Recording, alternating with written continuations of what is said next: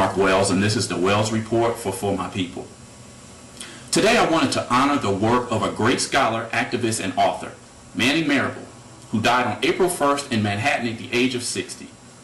Having written several books and articles, Marable's works focused on African American history and issues of race and social economic injustice and inequality.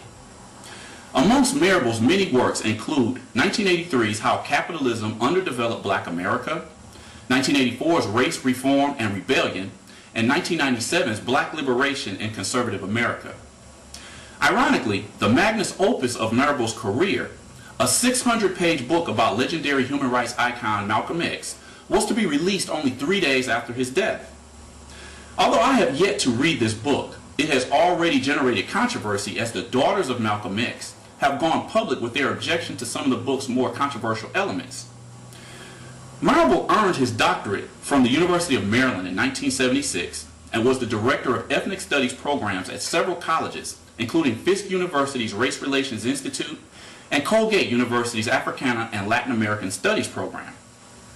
Marable also chaired the Black Studies Department at Ohio State University in the 1980s and was a professor of political science, public affairs, history, and African American studies at Columbia University.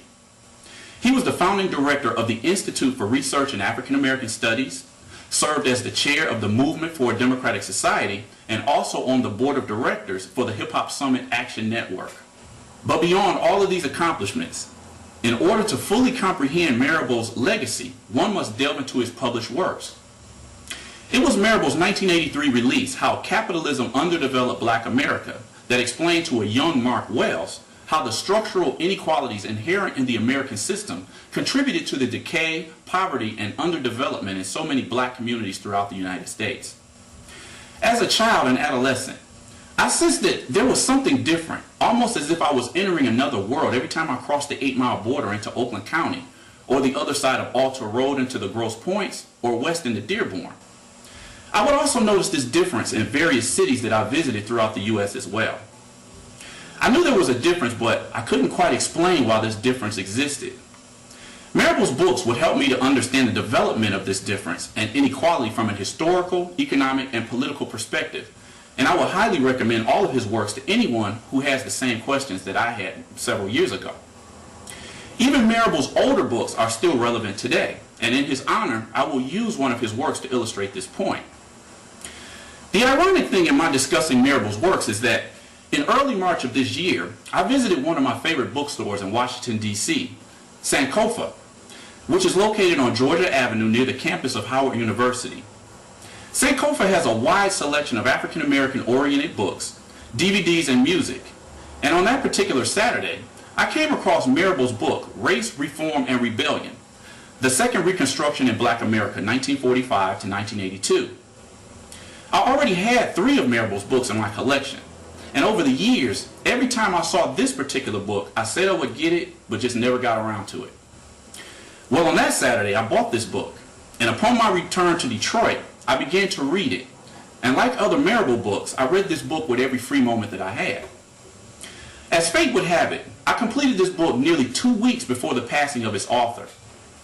With the resources of a 13.5-page bibliography, Marable explained the fissure between black elites and the black masses, the dedication to and promotion of capitalism amongst black elites to the detriment and exploitation of the black masses, and the psychological tug of war for the loyalty of African Americans coming from the Communist Party, the Democratic Party, and American labor unions between the post-war period of 1945 and the first few years of the Ronald Reagan administration.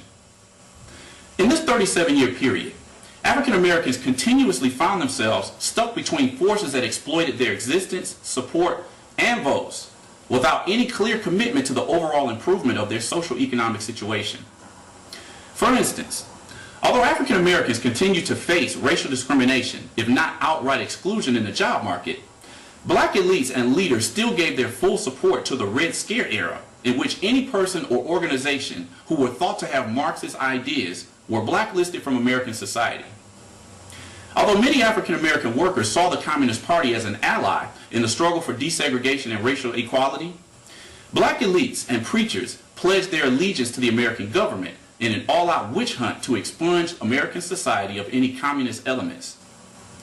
Black elites continuously supported the policies of the U.S. government, even though successive American presidents often ignored the demands of disenfranchised African American workers and oftentimes either publicly supported segregation and racist acts or did nothing to stop them. Although black entrepreneurs certainly faced their own struggle with racism, they had a vested interest in supporting the capitalist system in hopes of attaining their own financial prosperity. Considering the precarious relationship between African Americans and the Democratic Party, Marable's book clearly shows us that African Americans, minorities, and working class people cannot always depend on major political parties or organizations to push forward agendas that specifically affect these communities. In today's political atmosphere, this is even more so. The true goal of our two-party monopoly system is simply to remain in power and protect the interests of the rich, powerful elites that bankroll their campaigns and wield enormous influence in the political sphere. In part 2 of this report, I will continue my analysis of Manning Marable's Race, Reform, and Rebellion and its significance, both when it was released and still in present times, for my people.